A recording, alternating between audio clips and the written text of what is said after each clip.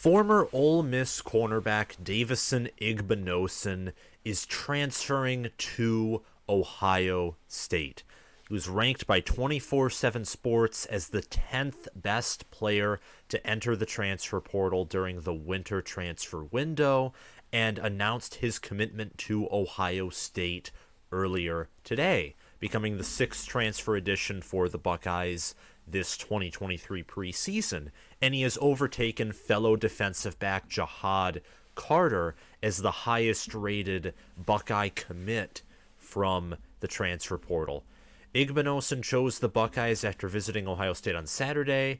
Tennessee was initially rumored to be the front runner, and he also made visits to UCLA and Michigan, but he chose to become a Buckeye. The New Jersey native, who was a 4-star recruit in the 2022 class, brings 3 years of eligibility to Ohio State after an impressive freshman season at Ole Miss. I'm reading this on ElevenWarriors.com, by the way. The article will be linked down below. He started 10 games, made 37 total tackles, and 5 pass breakups. He was an honorable mention freshman All-American. He is expected to compete with Jordan Hancock, Jair Brown, and the rest of Ohio State's cornerbacks to start opposite Denzel Burke in 2023. Regardless of who ends up winning that competition, Igbinosun's addition provides a key boost to Ohio State's cornerback depth, as the Buckeyes were only set to have 6 scholarship corners before his transfer. Cam Brown and some others have left the program, either transferring out or their eligibility has run out. Prior to his commitment, Igbinosun was the only remaining player in the top 20 of the transfer portal to remain uncommitted. He was ranked as the 4th best corner to enter the transfer portal behind Travis Hunter, Denver Harris, and Fentrell Cypress. He's the 2nd defensive back to transfer to Ohio State, along with former Syracuse safety Jahad Carter. So what does this mean for Ohio State? Let's start there. What does it mean for Jim Knowles and company, who will be in year 2 of their defense, and who had a defense that, listen, in the first 11 games looked great. At some moments they looked elite, but when it came around to Michigan and when it came around to Georgia, when it came around to facing balanced teams who were playoff caliber teams, their defense could not do anything. Now, their offense could move mountains, as proven in the Georgia game. The offense is not what Ohio State's worried about. It has been a given in every game Ohio State has played in the Ryan Day era, except for the past 2 against Michigan and a game against an Alabama team in 2020 that might be the best team of all time, that Ohio State on offense is going to score. They're going to score next to 30 points per game at minimum, if not more. I also forgot their 2019 game against Clemson, but they had plenty of yards of offense. Brent Venables and that defense for Clemson, again, were just cracked.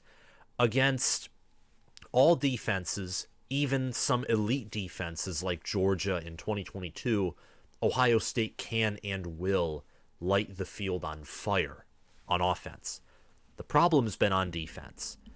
A defensive unit in 2021 that was absolutely abysmal succeeded a defense in 2020 that was young. It looked like a flukish defense. The secondary was bad. The front 7 was good. And a lot of people dismissed it. Some didn't. In 2021, the defense was 38th in scoring, which is just unacceptable. And Kerry Coombs and Matt Barnes were let go. This past season, the defense rose to 24th in scoring, allowing 21 points per game. Still not exactly desirable, especially given the fact that this defense surrendered a combined 87 points in their final 2 games to the only teams who resided in the top 3 that Ohio State played all year. Also, those 2 teams had the only quarterbacks who resided in the top 20 of ESPN's QBR. The only. So the 2 best teams with the 2 best quarterbacks on Ohio State's schedule and the 2 teams with the 2 best run games, including offensive line and running backs, shredded Ohio State's defense. And they shredded them primarily through the air. Michigan, listen, Donovan Edwards closed out that game in Columbus, but it was the passing game. It was J.J. McCarthy, Cornelius Johnson, Ronnie Bell, and Colston Loveland that kept Michigan within striking distance. Because early Michigan's run game was non-existent. Early Ohio State was able to get down the field. Michigan's defense hadn't quite figured out their way. The second half adjustments didn't kick in yet. It was J.J. McCarthy and Cornelius Johnson who kept Michigan in that game. It was the passing game. And then the passing game never stopped humming. The only reason Michigan didn't pass for next to 400 yards was because eventually the run game began to work. And that's what Michigan's more comfortable with. That's their identity. For Georgia, Georgia passed for 398 yards. And both Stetson Bennett and J.J. McCarthy averaged 11 yards per pass attempt, if not more. This secondary is, when it comes to matching up against elite defenses, not elite defenses, elite offenses, the 2022 Ohio State secondary was morbid. Whether it was Lathan Ransom falling down on a long bomb of a touchdown that got Georgia back in the game against Ohio State to Arian Smith, whether it was linebackers being lined up with Cornelius Johnson, who torched them, and that resulted in him getting 2 touchdowns of 50 yards or longer. The defense overall, the rotations, the matchups, that was questionable, but the secondary coverage was just not good. It wasn't it. Ohio State in defensive efficiency was also outside the top 20. They were 21st in defensive efficiency.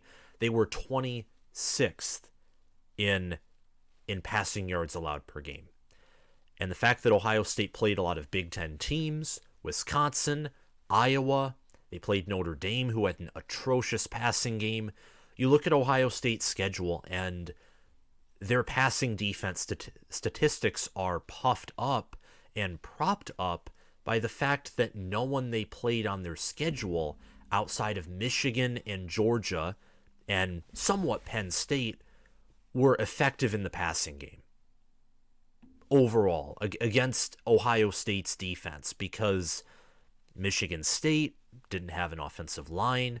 Wisconsin, Iowa, Notre Dame were just abject, disasters. Arkansas State and Toledo don't even count. Northwestern had no passing game. Maryland had a passing game.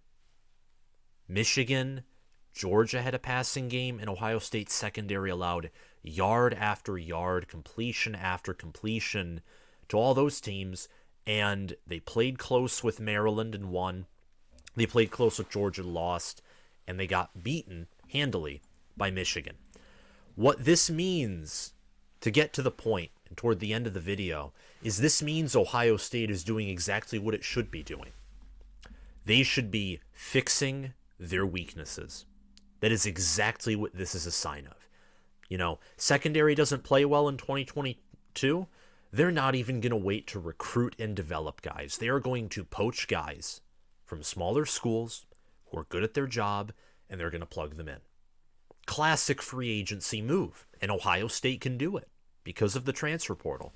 So why not do it? Jahad Carter's coming in. Davison Igbinosun. Don't know why it took me long to pronounce that when I nailed it earlier. Igbinosun. Both of them coming to Ohio State means that they fill some depth gaps. Ohio State's 2023 depth chart looked somewhat questionable at secondary. It really did. Currently on the depth chart, you have, Jair Brown, Cameron Martinez, Kai Stokes, Lathan Ransom, Denzel Burke. If not for Jahad Carter and Davison Igbinosun, that right there would be your 5 guys that start at defensive back. And Lathan Ransom, he's shown potential. Denzel Burke has shown potential, but he took a huge step back last year. Kai Stokes, Jair Brown, They're sophomores. They haven't got a whole lot of playing time, if any. Getting experienced guys in Jahad Carter and Davison Igbinosun is critical. Igbinosun and Carter combined have 8 passes defended in 2022, 3 interceptions, and 41 solo tackles. Carter had 3 interceptions returned for 34 yards, a fumble recovery, 35 total tackles, and 3 passes defended. He had a fumble recovery against Clemson that was led for a touchdown, and in that game he had 9 tackles. He had 10 tackles against Pitt. Clemson was Syracuse's biggest game, so the fact that he had a pick in that game, a fumble recovery, and 9 total touchdowns, which was second for him on the year, proves to me that he's a big-time player who can show up in big-time games. Igbinosun is a true freshman, honorary All-American there. He had 2 passes defended against Texas Tech and Vanderbilt, 1 against Mississippi State. He had the most tackles of his career against Kentucky in a 22-19 win, and LSU, which was a loss by 25 points in Death Valley. He had no fumble recoveries, no forced fumbles, but 36 total tackles. And again, he's rated as a 94 according to 24/7 Sports. Jahad Carter's rated a 93. So Ohio State's doing what it should be doing in the transfer portal. And they're doing what they should be doing too in recruiting. They're recruiting very well at wide receiver. They still have players on the depth chart that are 5 stars who aren't even starting, so they're preventing guys from transferring. They're recruiting well at quarterback, recruiting well at offensive line. They're using transfers where they can get them. And listen, there's a lot to like about Ohio State entering 2023, just like there is about Michigan, Penn State, and several other teams. Like, there are truly a handful of teams, given the chaos of the past 2 years, there's a handful of teams that you should be very excited about. And Ohio State's one of them, and this is a reason why. They're making moves where they should be making them. And Davison Igbinosun and Jahad Carter, they're going to shore up a secondary that really struggled in 2022. And I don't think it's not even a bold prediction at all. I'd actually say it's a very cold take that Ohio State's secondary is going to improve in 2023, in part because of these moves made by Jim Knowles and his staff. Thank you guys for listening to this video. If you liked it, please make sure to hit the like button, hit the subscribe button, click the notification bell, and comment your thoughts down below. Thank you guys for watching, and I'll see you guys around. Bye.